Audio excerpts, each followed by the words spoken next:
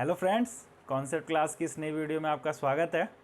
आज हम लोग ज्योग्राफी का एक टॉपिक पढ़ेंगे, लैटिट्यूड एंड लॉन्गिट्यूड, अक्षांश और देशांतर।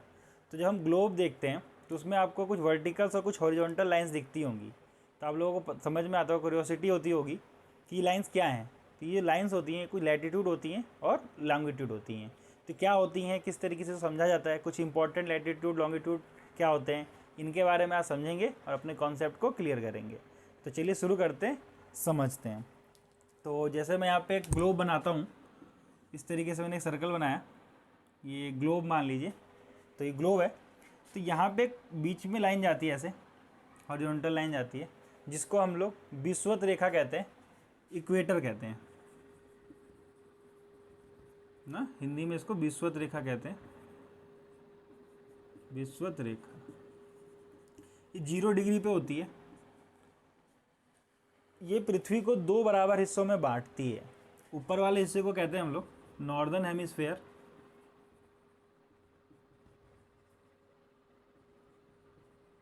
और नीचे वाले को हम लोग बोलते हैं सदर्न हेमिस्फेयर।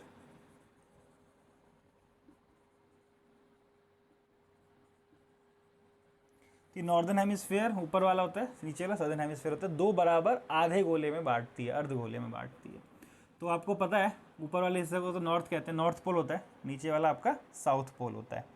अगर मैं डायरेक्शन की बात करता हूँ, यहाँ पे समझते हैं थोड़ा सा। हमेशा एक रफ सीट पे अगर एक प्लेन होता है, 2D प्लेन पे, ऊपर वाली साइड को हमेशा नॉर्थ बोला जाता है, नीचे आपका होता है साउथ, राइट साइड में आपका ईस्ट होता है और लेफ्ट साइड में आपका वेस्ट होता है। ये आपका पूरब, पश्चिम, उत्तर और दक्षिण, इसको थोड़ा ध्यान रखिएगा। तो ऊपर हमेशा नॉर्थ पोल होता है, नीचे आपका साउथ पोल होता है, नॉर्दर्न हेमिस्फेयर। और सदर्न हेमिस्फेयर में आपको विषुवत रेखा इक्वेटर काटती है, 0 डिग्री पे होती है। इसके बाद से इसकी पैरेलल्स में कई लाइन जाती हैं, ऐसे करके ये कुछ पैरेलल्स लाइन होती हैं। इन पैरेलल लाइन को ही हम लोग अक्षांश बोलते हैं, लैटिट्यूड बोलते हैं। लेटी हुई लाइन है, मतलब हॉरिजॉन्टल लाइंस हैं, इसी को हम लोग अक्षांश बोलते हैं, लैटिट्यूड होती हैं लाइंस। ठीक है, तो यहाँ पे आपका ये आपका लैटिट्यूड है, ये कई सारी लैटिट्यूड्स हैं। टोटल आपका 90 नॉर्दर्न हेमिस्फेयर में और 90 सदर्न हेमिस्फेयर में लैटिट्यूड्स होती हैं। तो टोटल आपका 180 अक्षांश रेखाएं होती हैं। ठीक है, 180 अक्षांश रेखा होती है। ऊपर वाला सबसे ऊपर का होता है, ये 90 डिग्री होता है, नीचे यहाँ पे 90 डिग्री होता है। और इसी के बीच में यहाँ 0 से होता है 1 2 3 4 5 6 7 8, ऐसे 90 डिग्री तक नीचे और ऐसे ही ऊपर जाता है। तो आपको समझ में आ गया होगा कि अक्षांश रेखाएं क्या होती हैं, लैटिट्यूड लाइन क्या होती हैं। अब इसमें कुछ इंपॉर्टेंट पैरेलल्स के बारे में हम लोग समझते हैं कि लैटिट्यूड होता है, उनको पैरेलल्स भी कहा जाता है।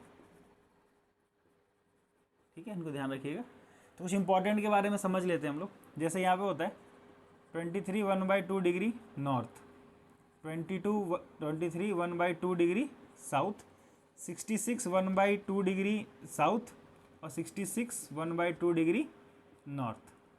ये कुछ इंपॉर्टेंट पैरेलल्स हैं जिनको हम लोग समझना है। तो ये होती क्या है,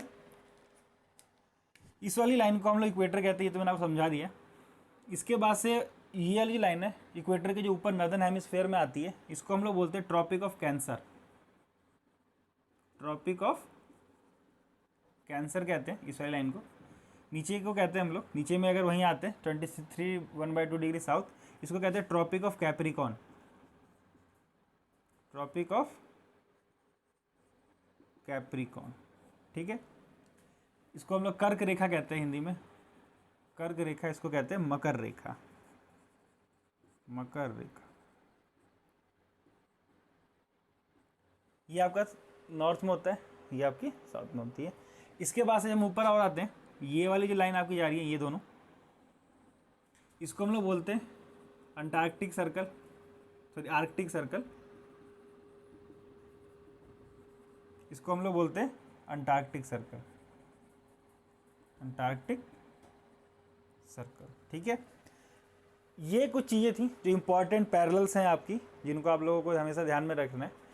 डिग्री आप हमेशा याद रखिएगा कि नॉर्थ में होता है और ये आपका साउथ में होगा, क्योंकि यही इंपॉर्टेंट चीज़ें होती हैं, क्योंकि इसी से हमें पता चलता है कि कौन सी लाइन कहाँ पे पैरेलल करती है। अब हम समझते हैं कि यहाँ पे कुछ हीट जोन बनते हैं हमारे। हीट जोन क्या होते हैं, जो सूरज की रोशनी होती है पृथ्वी पर एक बराबर नहीं पड़ती है।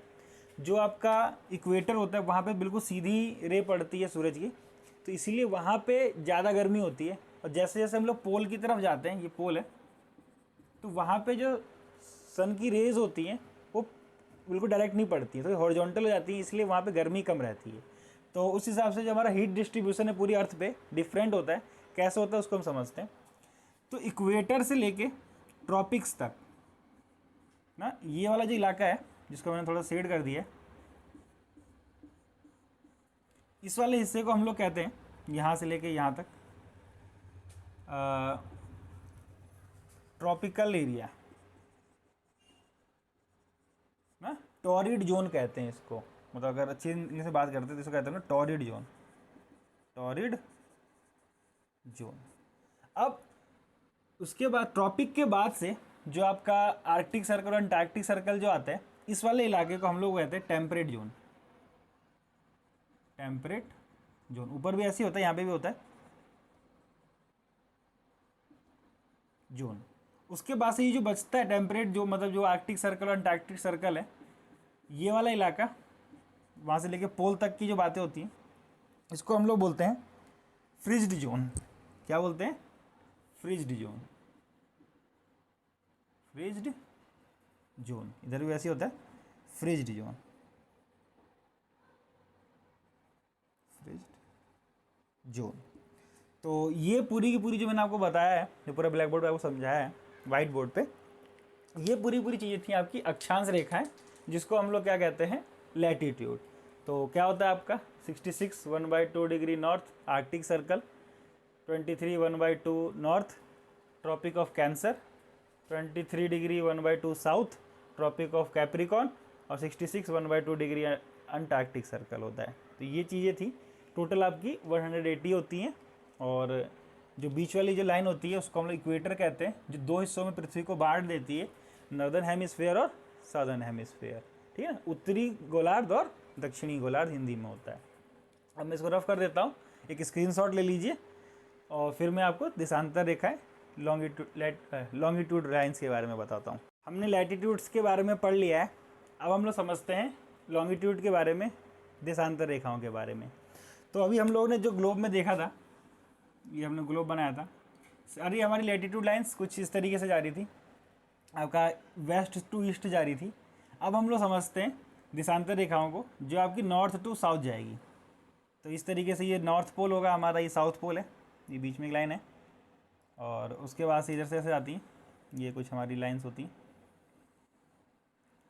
तो इस तरीके की जो लाइन बनती है इसको हम लोग बोलते हैं देशांतर रेखाएं,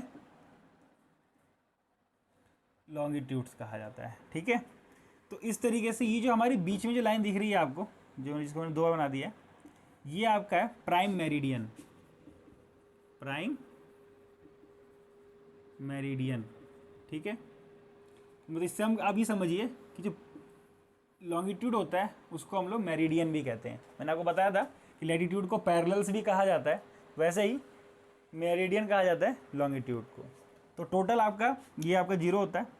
आपका इस तरफ जो ये बनता है हमारा, ये जो लाइन है पृथ्वी को दो बराबर हिस्सों में बांट देती है, ईस्टर्न हेमिस्फेयर और इस तरीके से वेस्टर्न हेमिस्फेयर। ठीक है, पूर्वी गोलार्ध और पश्चिमी गोलार्ध दो बराबर हिस्सों में बांट देते हैं। यहाँ पे आपका जो कॉन्सेप्ट है, टोटल 360 लॉन्गिट्यूड्स होते हैं। ठीक है, 180 आपके ईस्टर्न हेमिस्फेयर में और वैसे ही 180 आपके वेस्टर्न हेमिस्फेयर पे। इस बात को आपको याद रखना है, कई बार क्वेश्चन में आता है कि टोटल नंबर ऑफ लॉन्गिट्यूड कितने होंगे, तो आपको बताना है 360 डिग्री होते हैं। तो इसमें क्या आपको मेन कॉन्सेप्ट है, यहाँ पे आपको टाइम पढ़ना है, टाइम, समय।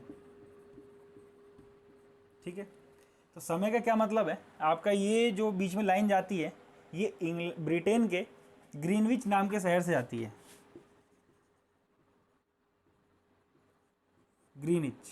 ठीक है ना, तो ये क्या है, यहाँ पे लंदन की मतलब एक एस्ट्रोनॉमिकल ऑब्जर्वेटरी थी जो, तो वहाँ पे आपका इस वाली लाइन को मेन इंटरनेशनल डेट लाइन माना गया एंड टाइम लाइन। ठीक है, तो इंटरनेशनल टाइम जोन है ये, मतलब इसको कहते हैं ITZ। ये आपको टाइम लाइन है, ये मतलब एक जो लाइन है, इसी से हमारा जो टाइम होता है वो पूरा पूरा डिसाइड होता है। और हमारा जो इंडिया है वो इस तरफ लाई करता है यहाँ पे।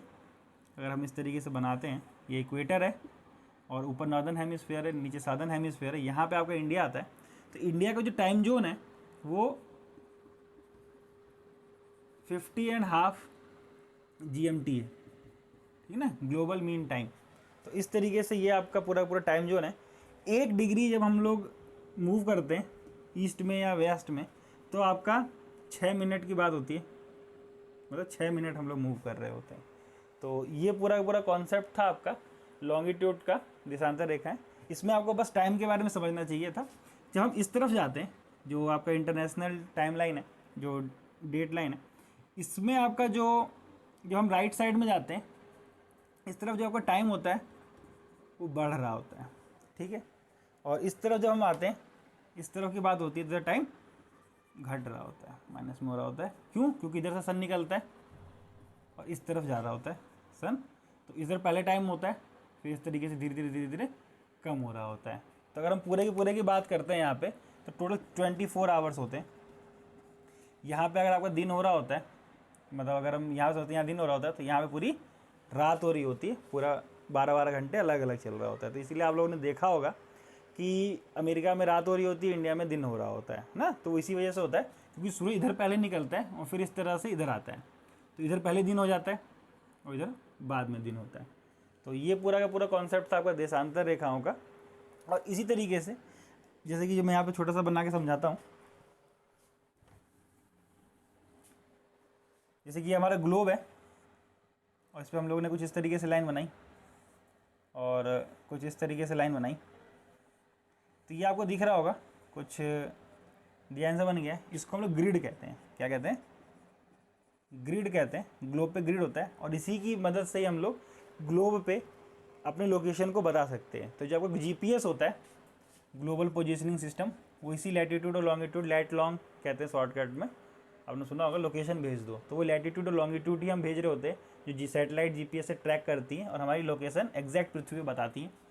तो जैसे कि ये हमारा 0 डिग्री था, नॉर्थ है, इधर साउथ है। तो अगर जैसे कि हम लोग यहाँ की बात करते हैं, तो यहाँ पे सबसे पहले लैटिट्यूड बताएगा, फिर लॉन्गिट्यूड बताएगा पॉइंट में करके, और इस तरीके से आपकी चीज़ें बताएंगी कि आपका जो पोजीशन है वो पृथ्वी पे कहाँ पर है।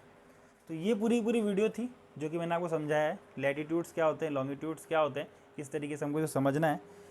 ये आपका लैटिट्यूड्स हैं, सॉरी लैटिट्यूड तो मैंने आपको पहले बताया, ये आपके लैटिट्यूड्स हैं, लॉन्गिट्यूड मैंने आपको समझा दिए। तो इस तरीके से पूरी की पूरी वीडियो थी, जिसमें जो मुझे लगता है आपको कि ये वीडियो पूरी अच्छी समझ में आई होगी। अगर वीडियो समझ में आई है, कॉन्सेप्ट अच्छा लगा है, तो वीडियो को लाइक करिए, चैनल को सब्सक्राइब करिए और पढ़ते रहिए, खुश रहिए, स्वस्थ रहिए। जय हिंद।